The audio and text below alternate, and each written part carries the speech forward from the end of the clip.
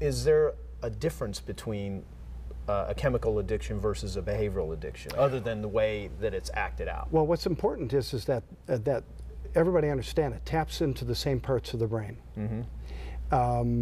So it's the same reward centers, uses the same chemicals like dopamine, for example. If you have a good meal, it raises your dopamine 50%. If you have sex, it raises it 100%.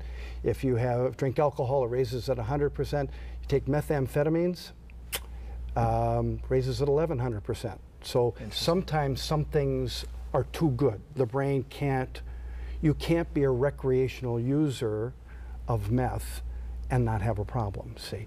And there are other things like that. So the first thing that you need to understand is it taps into the same parts of the brain. What makes it different, and especially with food and sex, they are different than everything, which is why many of my patients will say, heroin addicts, cocaine addicts will say by far sex was much more difficult than their cocaine or their heroin.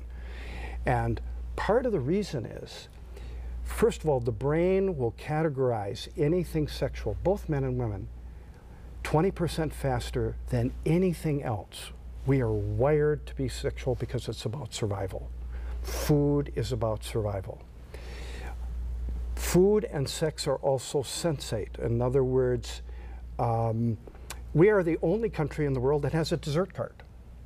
And yeah, and the reason we do is because the presentation and the smell is part of how you sell the food. Right.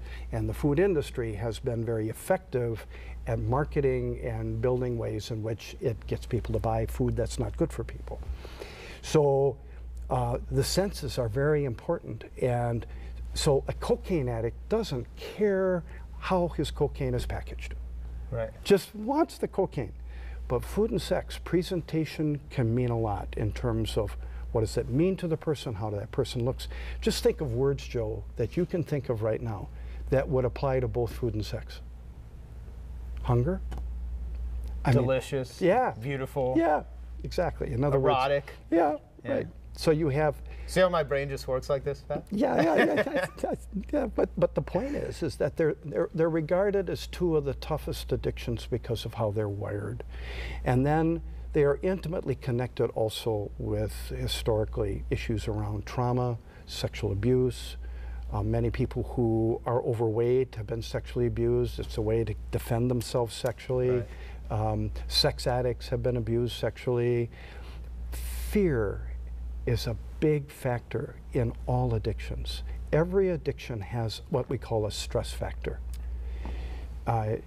You really can't have an addiction without stress because of what it does to the brain.